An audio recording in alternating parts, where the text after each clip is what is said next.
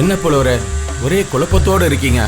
ஆமாம், நேற்றைக்கு வந்த வேதநாயக சாஸ்திரிக்கு எப்படி இளவரசர் பரிசு கொடுக்கலாம்? நான் அரசரை புகழாத வரிகள் இல்லை, பாடிய ஓலைச்சுருள்கள் எத்தனை எத்தனை, அது எல்லாம் சும்மா என் வீட்டில் விறகாய் கொண்டு தான் இருக்குது. சரி, அவரும் உங்களை புலவர் தானே? அடுத்த முறை நன்றாக எழுதுங்கள். ஆமாம், அவர் ஒரு கிறிஸ்துவ புலவர். அவரை பற்றி நான் கேள்விப்பட்டிருக்கேன். அது மட்டும் இல்லாமல் அவர் இளவரசரோட இணைந்து படித்த நண்பர். இதனால் எனக்கு தான் ஆபத்து. இதை என்னால் ஏற்றுக்கொள்ள முடியாது. இளவரசரின் நண்பர் என்றால் நமக்கும் ஆபத்து தான். ஆனால் அவர் பாடிய பாடல்கள் அற்புதமாக இருக்கிறது. என்ன செய்கிறீர்கள்? இளவரசர் நேரமாகிவிட்டது, சீக்கிரம் முடிவெடுங்கள். இன்னொரு விஷயம் தெரியுமா?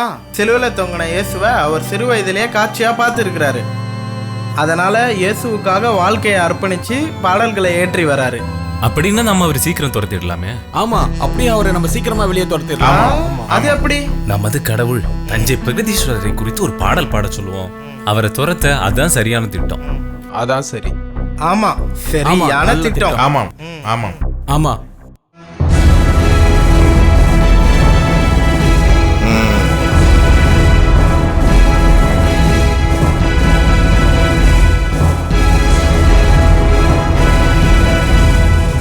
பாரும் புலவரே, ஏற்றி வந்த பாடலை பாடும். இந்த நாள் இனிதாய் தொடங்குவோம். சரி மன்னரே.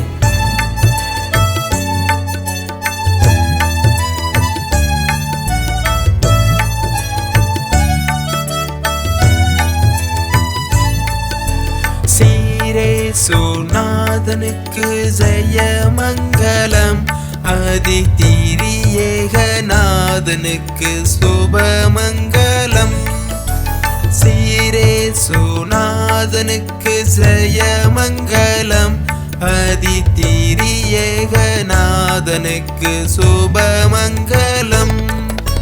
பாரேரு நீதனுக்கு பரம பொன் பாதனுக்கு, பாரேரு நீதனுக்கு பரம பொன் பாதனுக்கு, நேரேரு போதனுக்கு நித்திய சங்கீதனுக்கு, நேரேரு போதனுக்கு நித்திய சங்கீதனுக்கு, சீரேசுநாதனுக்கு ஜெயமங்கலம், அதிதிரியேகநாதனுக்கு சுபமங்கலம்.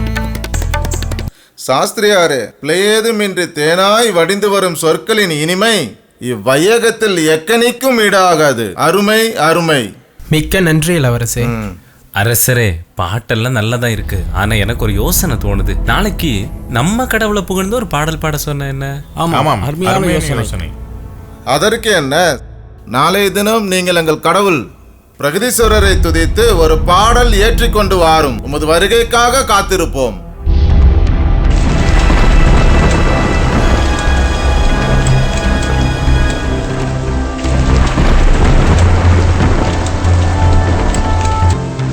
ஏங்க, என்னாச்சு? ஏன் சோர்வா இருக்கீங்க? உடம்பு சரியில்லையா? அப்படிலாம் ஒன்றும் இல்லை. அவையில் ஒரு சின்ன பிரச்சனை. ஏன், என்னாச்சு? நீங்க பாடிய பாடல தவறு எது இருந்துச்சா? அவையில் பெத்லகேம் குறவஞ்சி பாடினேன், பாராட்டினாங்க. மகிழ்ச்சியா இப்படி வெளிப்படுத்தினீங்க. நானும் சற்று பயந்தே போயிட்டேன். மகிழ்ச்சி தான்.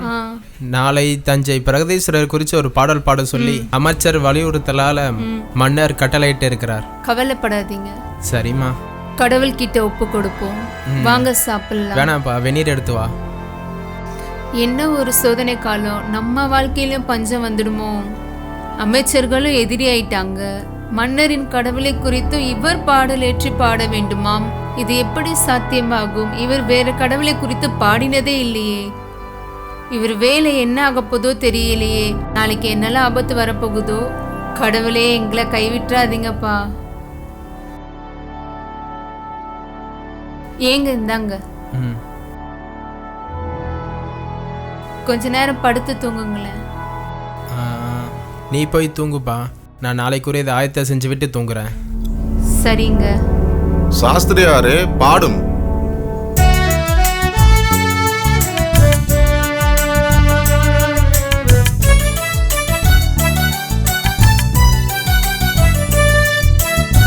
இயேசுவையே துதி செய் நீ மனமே, இயேசுவையே துதி செய்.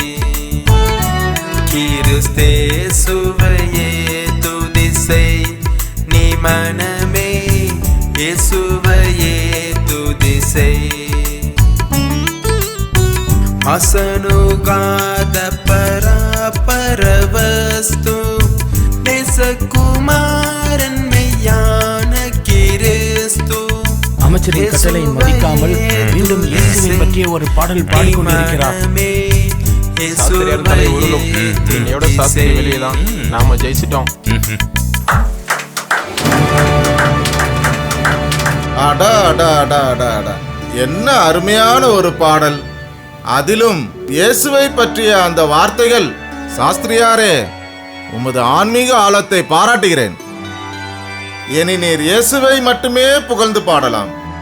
நாட்டின் மூலை முடுக்கெல்லாம் சென்று பாடலாம். இது மன்னரின் அனுமதி. யாரும் உம்மை தடுக்க முடியாது. நீர் கொண்டிருக்கும் இறை விசுவாசத்தை நான் மதிக்கிறேன். கடவுளே, உமக்கு நன்றி. மன்னருக்கும் அவையோருக்கும் நன்றி.